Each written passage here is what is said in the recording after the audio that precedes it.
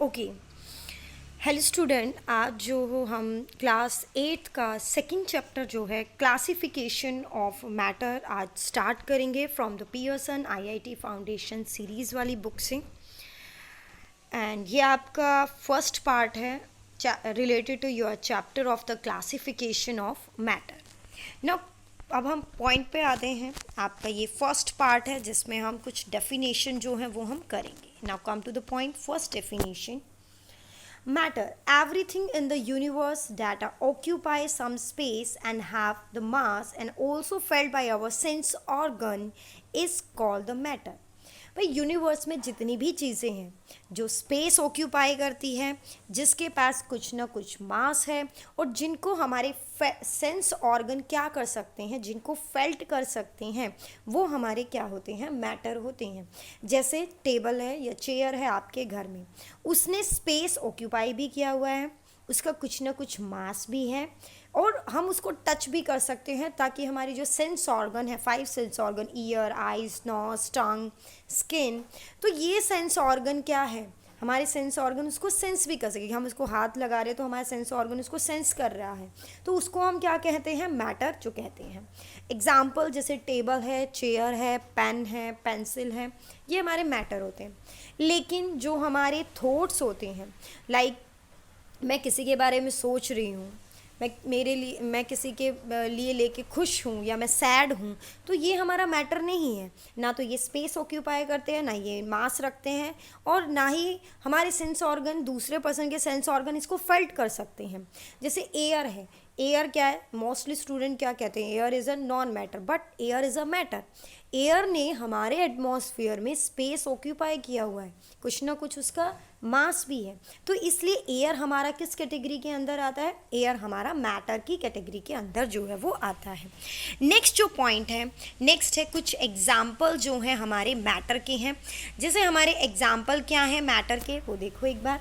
जैसे आपको एक ये पर्सन जो है ये चेयर पे बैठा हुआ नज़र जो है वो आपको आ रहा होगा, एंड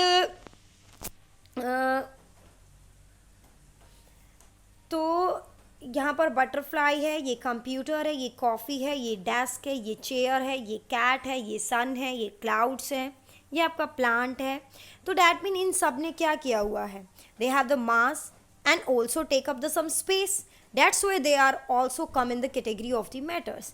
तो जो ग्लासेस उसने पहने हुए हैं, जो स्पेक्स उसने पहने हुए, वो भी उसने भी स्पेस ऑक्यूपाई किया हुआ है, मास भी रखता है। तो everything in the universe that have some space that occupy some space and have some mass are known as a matter। हम उनको मैटर की कैटेगरी में जो है वो हम रखते हैं। अब आपका एक मैटर की सबसे छोटी यूनिट क्या होती है, मैटर की सबसे छोटी यूनिट उसकी मॉलिक्यूल होता है, जो इंडिपेंडेंटली एग्जिस्ट करता है और हर एक पार्टिकल्स उसकी क्या है, कुछ ना कुछ जो प्रॉपर्टी है वो रखते हैं। तो smallest particle of the matter, वो smallest particle of the matter which retain, यहाँ पर रिटर्न वर्ड है, यहाँ पर आएगा retain, that retain all the property of the matter and exist independently are called the molecules। तो molecules क्या है, सबसे छोटी यूनिट है हमारी किसकी, मैटर की। अब आता है, अगर आपसे क्वेश्चन पूछा जाए कि मैटर की सबसे स्मॉलेस्ट यूनिट क्या है, तो आप मॉलिक्यूल्स भी कह सकते हो और पार्टिकल्स भी कह सकते हो, तो दोनों में से कोई भी वर्ड आप यूज़ कर सकते हो। मोस्टली आईआईटी फाउंडेशन वाली सीरीज़ में मॉलिक्यूल्स है, एनसीईआरटी बुक में पार्टिकल्स वर्ड जो वो यूज़ किया जाता है, तो आप दोनों में से कोई वर्ड भी यूज़ कर सकते हो। अब आता है आपका topic number second. Topic second में क्या है, kinetic molecular theory of the matter. देखो बेटा, ये kinetic molecular theory of matter है, या हम इसको ये भी कह सकते हैं कि भाई आपका ये जो पार्टिकल्स है मैटर के, उन्होंने कुछ प्रॉपर्टी ऑक्यूपाई की हुई है, वो प्रॉपर्टी क्या है।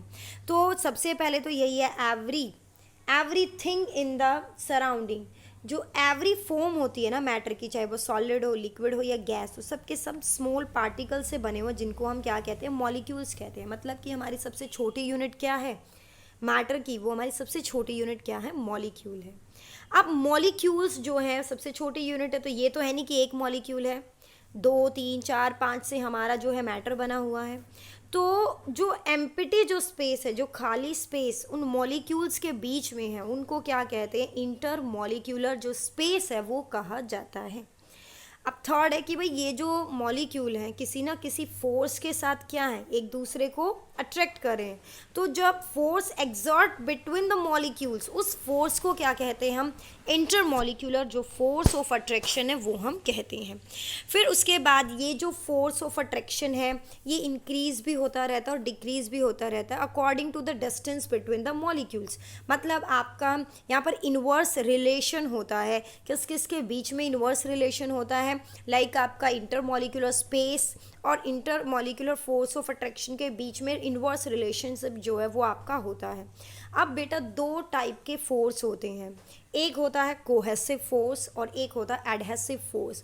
कोहेसिव जो फोर्स होता है वो हमेशा जो सिमिलर मॉलिक्यूल्स होते हैं, like a solid solid, liquid liquid and the gas gas, उनके बीच में जो फोर्स लग रहा है वो आपका कोहेसिव जो फोर्स है वो आपका कहा जाता है।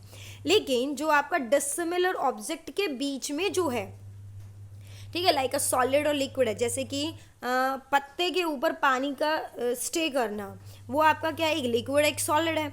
या पेन को अगर मैं पानी में डालती हूँ उसको बाहर निकालती हूँ तो पेन के ऊपर छोटी छोटी वाटर ड्रॉपलेट्स रह जाती है, वो लिक्विड की ड्रॉपलेट और वो पेन क्या सॉलिड है, तो अलग अलग मॉलिक्यूल्स हो गए। तो उनके बीच में जो फोर्स ऑफ अट्रैक्शन लग रहा है उसको हम क्या बोलेंगे बेटा, एडहेसिव जो फोर्स है वो